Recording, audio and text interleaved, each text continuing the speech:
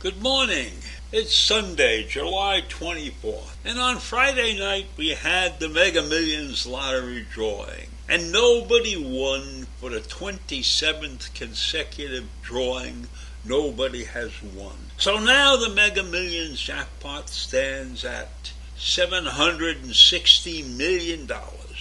That's the fourth highest prize ever.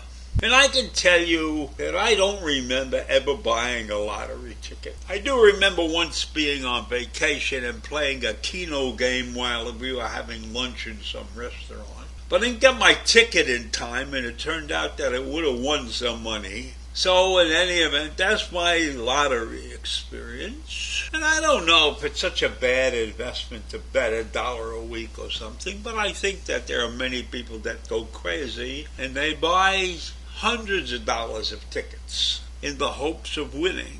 And I think that could keep you broke because the odds of winning are like 175 million to 1. And that's based upon the fact that there's 175 million people buying tickets, or 175 million tickets are sold. But sometimes 250 million tickets are sold, and so the odds go up. But the odds are not in your favor.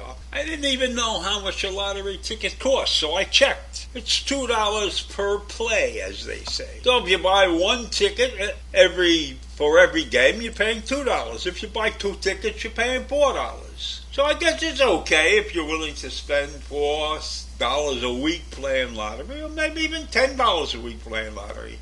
That's not going to break you. If it gives you a charge and it gives you something to look forward to, then it's wonderful. But I never felt I needed to do that. And maybe I was too cheap to spend the $2 or the $1 or whatever it was when I would have thought about doing this.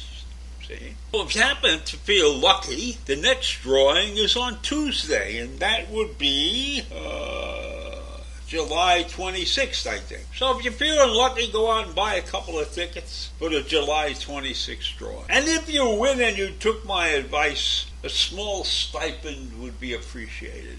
So you're looking at this thing and you're going to win $760 million. That's a lot of money.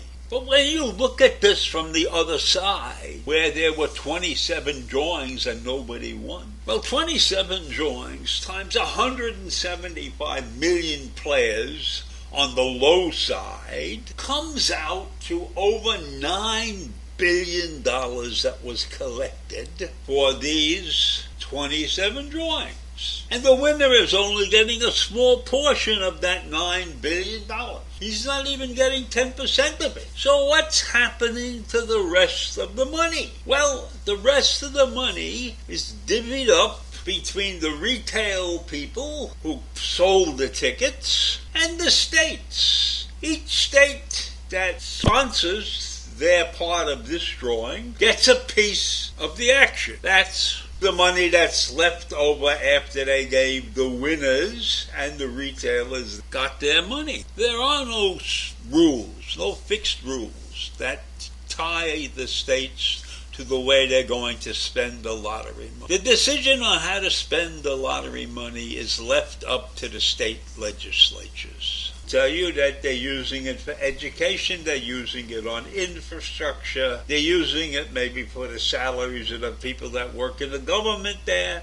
The states have total control over the balance of this money that is not distributed to the winners and the retailers. You can play Mega Millions in 45 states plus the District of Columbia and the U.S. Virgin Islands. And the states that are not accepting, not playing, not offering Mega Millions are Alabama, Alaska, Hawaii, Nevada, and Utah. But I bet that if you live in Utah and you go to Idaho, say, or go to Montana or something, you could buy a ticket there. I'm sure that there are people that do that, and as far as I know, the fact that you might win and not be living in a state that sells the tickets, that won't affect your winning. I'm sure that won't affect your winning. You will still get the prize. Now, Utah and Alabama don't support lotteries because it's against the religion that they believe in. The religion in Utah is particularly adverse to gambling, and I guess the same holds true for Alabama. So here's a conundrum.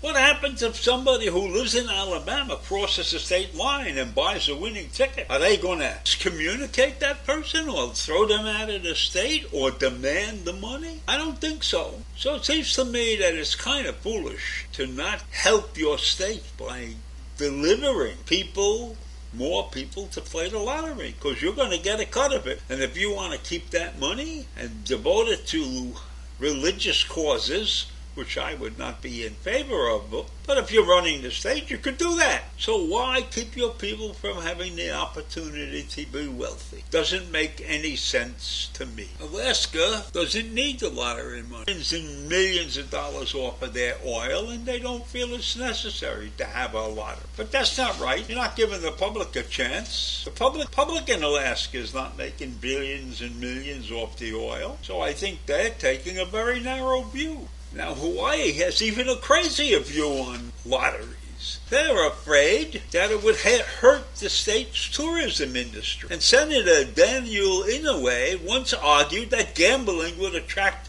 a different type of people, not the young children or the young folks spending their honeymoons here in Hawaii. Now, he died in 2012, but his legacy and opinions about state lotteries live on. Can you imagine that they're worried that because they have a state lottery, they're not going to have honeymooners coming there? They're not going to have young people with young children vacationing in Hawaii? If they had a lottery, it would be great. People would go there, sit on the beach, play the lottery. What's wrong with that? Sick people are in the government all around this country. There's no logical reason why Hawaii doesn't have a lottery system. Now, Nevada doesn't want lotteries because that could affect the casinos. But you know, gamblers are gamblers. And if you offer them lottery tickets, that might draw them into the casinos, if you only allowed the casinos to sell the lottery tickets. So there's a lot of strange thinking related to the lotteries. And I only hope that the money that the states take in, they put it to good use and they don't do foolish things. And maybe there should be a mandate that this money can only be spent on certain things like infrastructure and special educational projects and things like that. Because state legislatures are not to be trusted. So I leave you with those thoughts this morning. And I have an idea that maybe if I buy lottery tickets, I could deduct them from my state income tax. You think that would go over well? Probably not. But it might be worth a shot. Have a great day, and I'll see you in the morning. Bye.